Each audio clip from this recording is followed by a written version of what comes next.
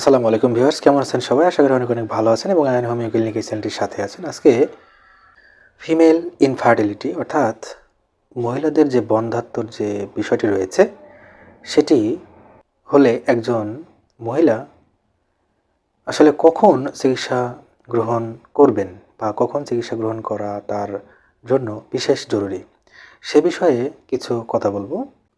Female infertility অর্থাৎ মহিলাদের যে বন্ধ্যাত্ব এটি একটি জটিল সমস্যা বলা হয়ে থাকে। অর্থাৎ একজন মহিলার ক্ষেত্রে অনেকেরই এই বন্ধ্যাত্ব সমস্যা হয়ে থাকে। এর অনেকগুলো কারণ রয়েছে এবং এই বন্ধ্যাত্বর যে বিষয়টি অর্থাৎ একজন মহিলা যখন বন্ধ্যাত্বর দিকে যাবে সেই পর্যায়ে তিনি কখন চিকিৎসাটি তার গ্রহণযোগ্য হবে, অর্থাৎ কখন তিনি চিকিৎসাটি গ্রহণ করবেন এবং কখন তার চিকিৎসাটি করা বিশেষ দরকার সেই সম্পর্কে কিছু কথা বলবো। ভিউয়ার্স, ফিমেল ইনফার্টিলিটি বা মহিলাদের বন্ধ্যাত্ব এমন একটি অবস্থা যা কিনা আপনি গর্ভধারণের চেষ্টা করে যাচ্ছেন কমপক্ষে 1 বছর পর্যন্ত এবং 1 বছর পরেও আপনার কোনো সন্তান লাভ হচ্ছে না। সেটি হচ্ছে বন্ধ্যাত্বর একটি সময় বলা হয়ে থাকে এবং এই সমস্যায় অনেক নারী এই সমস্যাগ্রস্ত হয়ে থাকেন। আপনি এবং আপনার সঙ্গী যদি মনে করে থাকেন যে এই বন্ধ্যাত্ব সমস্যাটি শুধু আপনাদেরই হচ্ছে অর্থাৎ আপনার হচ্ছে, এটি একটি ভুল ধারণা। পৃথিবীতে লাখো লাখো মহিলাদের ভিতরেই এই বন্ধ্যাত্ব সমস্যা রয়েছে।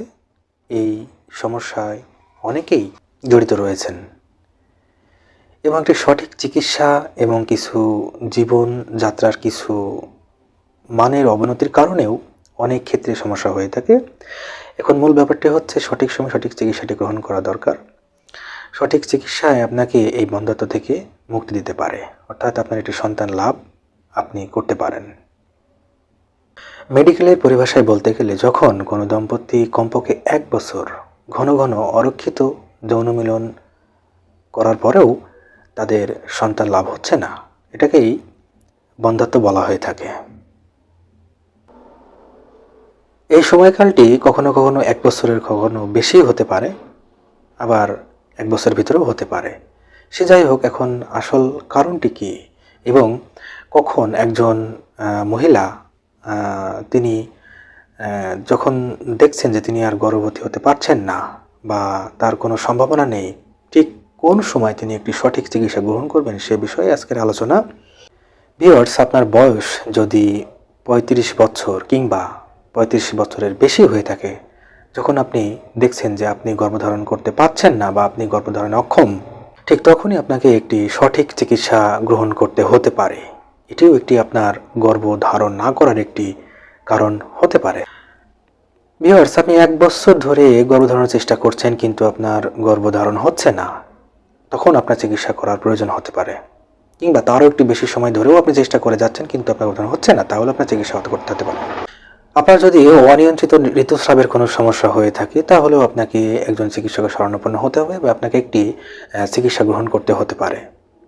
আপনার লাইফে একটি গর্ভধারণ হয়েছিল কিংবা সেটি একটি গর্ভপাতের মতন একটি সমস্যা হয়েছিল কখনো, তাহলেও আপনাকে চিকিৎসা গ্রহণ করতে হতে পারে। আপনার যদি এন্ডোমেট্রিওসিস বা পেলভিকের কোনো সমস্যা থেকে থাকে তাহলেও আপনাকে এর জন্য চিকিৎসা গ্রহণ করতে হতে পারে এবং আপনি একজন চিকিৎসকের শরণাপন্ন হতে হবে আপনাকে। এছাড়াও ফ্যামিলিগত কিছু কারণ রয়েছে। ফ্যামিলিতে যদি আপনার এই বন্ধ্যাত্বের কোনো সমস্যা থেকে থাকে তাহলেও আপনাকে চিকিৎসা গ্রহণ করতে হতে পারে। আপনার যদি শারীরিক কোনো অন্যান্য রোগ ব্যাধি থেকে থাকে, অর্থাৎ আপনি ক্যান্সারের রোগী কিনা বা অন্য কোনো রোগের রোগী কিনা, কিংবা আপনার কেমোথেরাপি রেডিওথেরাপির মতন কোনো ওষুধ আপনি সেবন করেছেন কিনা, এর জন্য আপনাকে চিকিৎসককে সমস্ত কিছু খুলে বলে আপনাকে চিকিৎসা গ্রহণ করতে হতে পারে। আপনার জরায়ুতে কোনো সিস্ট বা টিউমার বা জরায়ুর কোনো ত্রুটি বিচ্যুতি থাকলে সেটির জন্য আপনার চিকিৎসা করতে হতে পারে। এছাড়াও আরও অন্যান্য কারণ রয়েছে, এর জন্য আপনাকে চিকিৎসা গ্রহণ করতে হবে। মোট কথা, আপনাকে একটি সঠিক চিকিৎসা গ্রহণ করতে হবে। আপনার কী কারণে গর্ভধারণ না হওয়ার মতন সমস্যা হচ্ছে সেটিকে অবশ্যই পর্যবেক্ষণ করতে হবে এবং সঠিক সময়ে সঠিক চিকিৎসাটি গ্রহণ করতে হবে। কিছু নিয়ম কানুনও মানতে হতে পারে।